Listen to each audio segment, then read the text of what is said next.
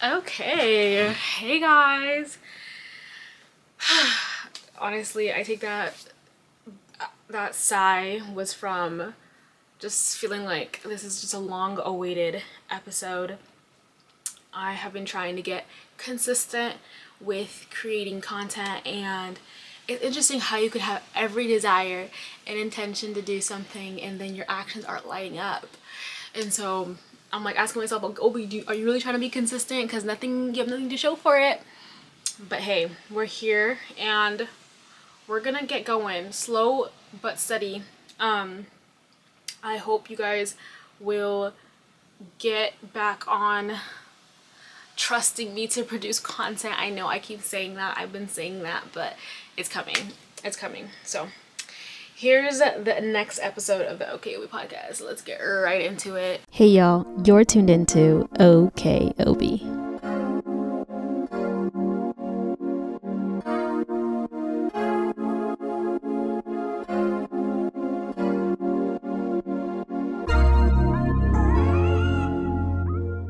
So, as you guys should know, if you follow me on Instagram or if you know me personally, I'm a flight attendant for a major airline. I guess that's what it's called. Yeah, that's been a huge blessing. I started training for that in March of 2025. I actually started flying at the end of May. And so I'm actually nearing my 12-month 1 year anniversary of flying. I already hit my anniversary in the company corporate realm. Like technically I'm already a year into the job, but I don't know why they go based on like when you started training. Like I'm grateful and I'm happy because that comes with a pay raise and it comes with that recognition of being a year in. So I'm not gonna complain, but I'm also like, I actually wasn't flying when I was considered like 1 year, I guess, like back in March. I hadn't even started flying yet, so it's kind of like doesn't really compute in my brain. But hey, it is what it is. So if you, as you know, at least you know now that I'm a flight attendant, this video is going to be about something in regards to that. Being a flight attendant, this video is going to be about the places I've traveled to as a flight attendant. And the main reason I got this job, because it isn't what you think it is. Like, it's not as, laid back and just easygoing as people think. So the main reason I got this job and what has kept me in this job is the flight benefits. Like, you get to fly for virtually free, practically free. And as you can already imagine, that's a huge blessing, but it also comes with its own set of, rules, So as a flight attendant, myself and particular people that I have designated, which is a huge blessing and perk of being a flight attendant, I'm able to designate people to receive some flight benefits. And basically this opens the door to standby travel, non-revenue travel. Basically meaning that, like, if there's a flight that seats 300 customers, but there's only 290 customers, that means there's 10 empty seats. This flight is going from point A to point B anyways, so people like me who can fly standby can hop on that flight for free and get to that destination that they need to get to. Mind you, it is not as, reliable as like being a revenue regular customer, because you were kind of like very much secondary, but it does open up the realm to very affordable flying. But I do say, and my family knows, like, you pay for that free flight, you pay with your time, because you can get caught up in the airport for a day trying to get on a flight if all the flights are full, stuff like that happens. But when you're able to kind of plan things well and keep yourself busy and honestly just not lose hope, you can go all over the world, virtually anywhere. A big caveat there is when you do go internationally, there is some costs you have to pay, especially coming back from international, because there's specific taxes and stuff that you have to pay. Like, for example, coming back from London, you have to pay up to $200. But in the grand scheme of things, when you think about a flight ticket, which I don't know what a flight ticket to London would be these days, I'm sure it's gonna be in the like 4,000s. Like, that's a really good deal. Yeah, so let's get into the video. The places I got to travel. I've gotten to travel as a flight attendant. I'll start out with like the regional domestic places, and then I'll end with the 3 international destinations. Okay, so the first place I traveled standby obviously would be home. I'm from Washington State. Side note, being on the East Coast, like the way that if I say from Washington, the way that I say I'm from Washington, and I have to specify that I mean Washington State, because everybody assumes you mean Washington DC, which is so funny. Like, I never had to deal with that growing up, because I was literally in Washington, and then I went to university in Oregon, which when they heard Washington, everybody knew I meant the state over.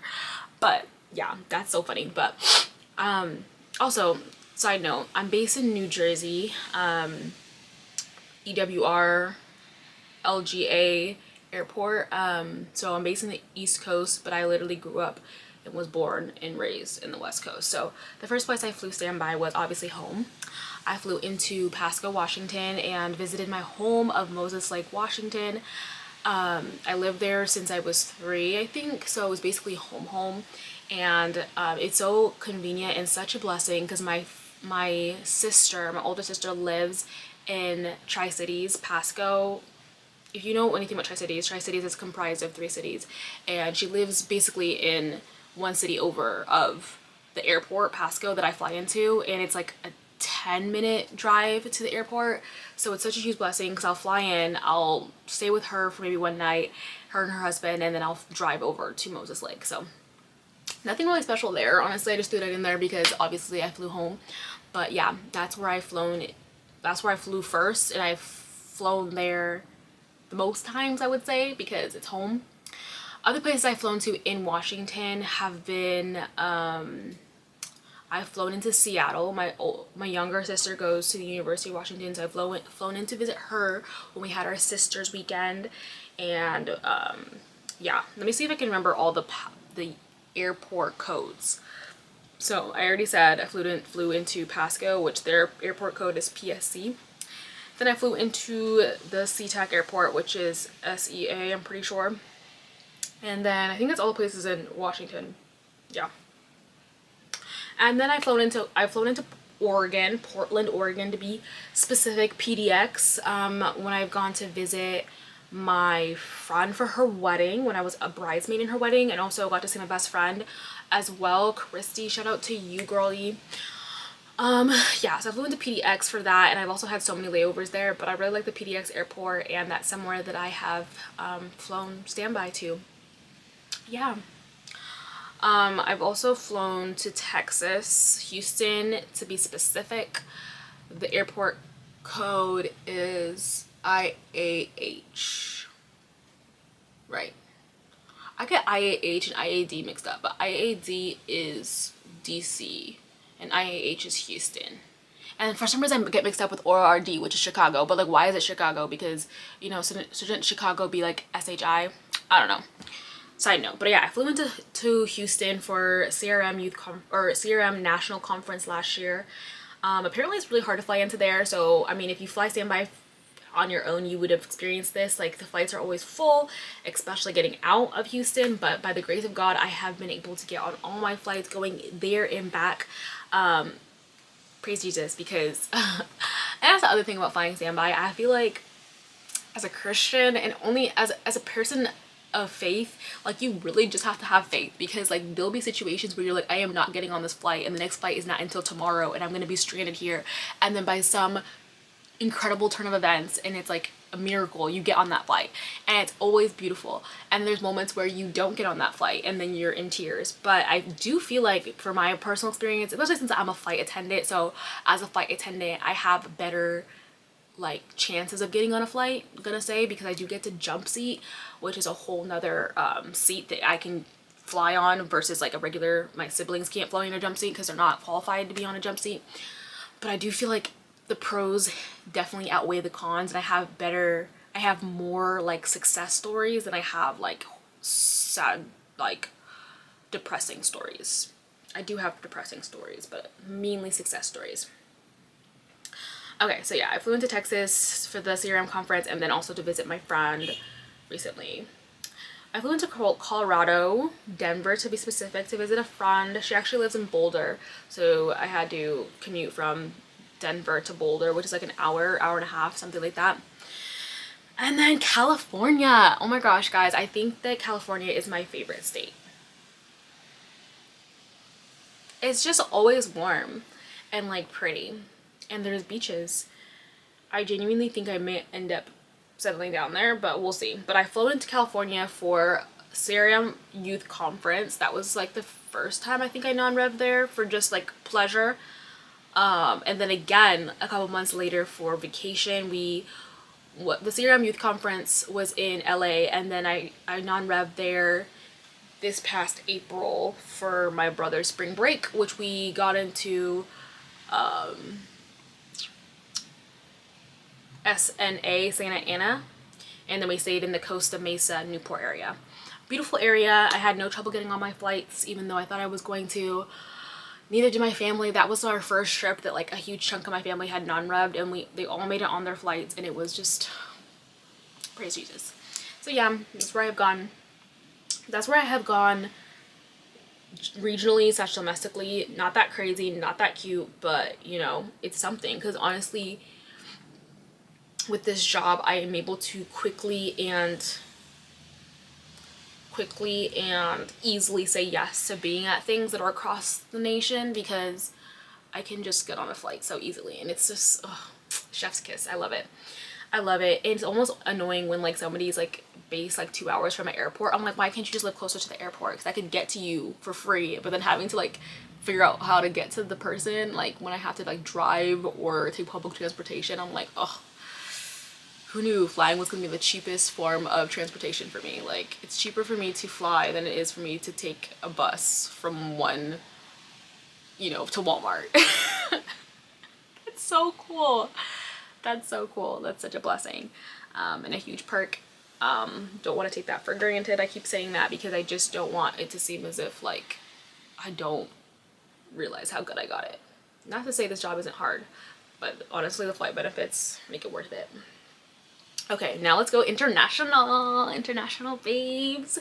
So the places I've gone internationally have been England. I visited England back in September, kind of crashed my sister's and her husband's like vacation. They were there for like a week, and I came for like 3.5, 4 days.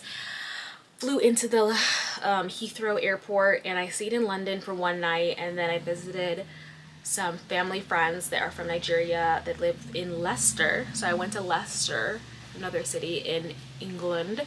Yes, super fun. I definitely want to go there again. I mean, I think that Europe is like kind of an unexplored treasure to me. Like, I'm kind of obsessed with like Europe in general, and in this job I have not gotten to go as much as I feel like is fair, but at the end of the day, I'm still a flight attendant, so I'm still gonna go. And summer's coming up, so I'm definitely hoping and trusting that that will happen soon. So yeah, I went to London, England, and then, oh my gosh, my favorite place. Should I save this one for last? Okay, I will save it for last. So this past January, I went to Belize, specifically the island of Kikoka. That was really fun. Oh yeah, airport code. So the London Heathrow airport code.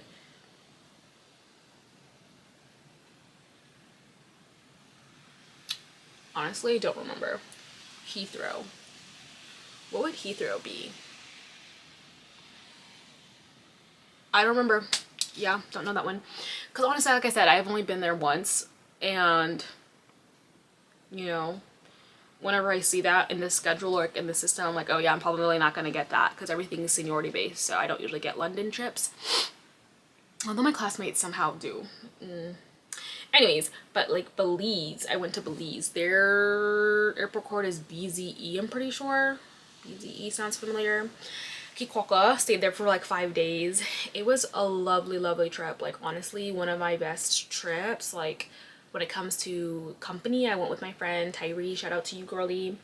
And the food was pretty good. and the weather was lovely. You know, it was on a beach, it was on an island, so of course there's like a beach. The people were really chill, lots of drinking, kind of not my typical lifestyle, but for vacation in moderation, it was fun. I would definitely go again. Last but not least, I traveled to my favorite place in the world. Drum roll please. If you know me, you know what I'm about to say. Like, it's literally so obvious. Nigeria. Ivo Kwenu, Ivo Kwenu, Ivo Kwenu. Yeah. Okay, yeah. So I went to Nigeria in November of 2025, and yeah, I love it there. I went to Lagos. I flew into Lagos. My airline flies directly to Lagos, so huge blessing to us. And I was able to fly there non-rev standby on the way there, but just to be safe, I bought a ticket to come back because I had work in the next day or two, and I was like, I'm not risking that, getting stranded, because they don't fly to, the flights to Lagos and back don't run every single day. So basically, and if they do run, it's only once a day. Like, it's not very commutable. I thought about it, but yeah, I went to Lagos. I stayed there for like 10 days, which was not enough time. Like, my family has always said, like, you're gonna go to Nigeria, go for a minimum of like 2 weeks, ideally 3 weeks. So I went for 10 days, which it felt very rushed. I was able to do a lot, and I had an amazing time. Stayed with family, did a lot of sightseeing and like self-care appointments and stuff like that, because it's so much more affordable. But honestly, it was too short, so I definitely want to go again and stay for longer. And I want to go to Enugu. Like, that's where I'm from, that's where my parents are from, is Enugu in Nsukka. And my airline doesn't fly directly there, but as long as I can get there, I'm pretty sure I'll be able to get to the other cities for an affordable rate, because, you know, the plane ticket there is already kind of taken care of. You know, the main goal is to get from America to Africa, United States to Nigeria. Sorry, that was like really embarrassing. Because you know how people think Africa is like a country? And I was like, don't let me make that same mistake. I kind of already did, because I said America to Africa. I meant to say like North America to Africa. That would be more like correct. Whatever. Anyways, those are the places I've traveled as a flight attendant. I hope you enjoyed this video. Hey guys, it's a little bit later. I actually went back and watched my video, and I forgot a couple things. First off, I forgot to say that I also traveled to DC to visit a friend in the summer. So that IAD airport code, I went there, and that's somewhere else I had flown standby. I'm sure there's at least one or two more I might not have remembered, but like I said, I can't remember. Second off, I meant to give you guys some tips and tricks of how to fly standby in case you happen to be a flight attendant, or you are related to one, or maybe you're a friend of one who has the benefits, because honestly, it is a whole nother ball game, you know? So I just want to get into real quickly some of the tips I would give you to flying standby. First things first, don't trust the standby list. I say that with all the love possible, because if you're over here seeing your number, because like any airline, I believe that's how my airline works, is like once you book a standby flight, it'll put you on the standby list, and you can go to that list and see what number you're on, and then you can go see how many empty seats there are, and you can kind of infer like, oh, am I gonna get on this flight, right? And it's like, for planning purposes, you can think like, okay, if there's 6 empty seats and I'm number 2 on the standby list or number 4 on the standby list, like I should get a seat, right? But not necessarily. Reason being, people who are flying standby oftentimes book last minute. They are also like checking to see if they're checking to see if they have a likelihood of getting on. If they see that there's only 4 people on the standby list and there's 6 empty seats, and they can see, you know, they're probably gonna get on, they're gonna book like maybe 3 hours out from that flight, and you had just checked it last night or that morning, and you'd seen that there was plenty of seats, but now there's not, and you're like number 7 on the list and there's only 6 seats, right? So don't trust it, in the sense that it's not like it's inaccurate, but just know that it's going to change a lot. A lot of movement will happen on that standby list. This past weekend, I went from number 13 to number 16 and then back to number 13 on a standby list. And I was like, how did that happen? But you know, just stuff like that happens, and just be aware that, not to like discourage you necessarily, but to know that like for planning purposes, and if you have to like commute to the airport, know that it might not be guaranteed still. You still want to know that things could change. Number 2 thing I would advise, don't always say to the flight is like completely taken off, gone in the air. I say this because it only takes one time. It only happens once before you learn your lesson that like you need to be doing this. Because for me, back in the summer when I was going to Houston, the standby list was like super long, and I was like the last person on it, and the next flight to Houston was leaving in like an hour. So I like left that flight and like went to the next flight. So I'm like, okay, I'm not gonna get on this flight, so let me go and like queue up for the next one, right? So I went over to the next one, and I don't know how, but I had went back on my phone. I had checked to see something about the last flight, and something indicated that there was like empty seats or something like that, right? And so I go running back to that first gate, that first flight, and I was like, hey, like, did there end up being empty seats? And the gate agent was like, yes, like I called your name on the intercom and you weren't here. And I was like, well, you had told me, like I had thought that there wasn't gonna be empty seats, da da da da da. And he was like, always stay to the end, like anything can change. And I learned that. I really took that to heart. I'm like, why did I even leave? Like, not only did I have an hour before that newer flight was gonna take off, but then like also like, I had no business going there. Like I could have just stayed near the gate and like watched things play out.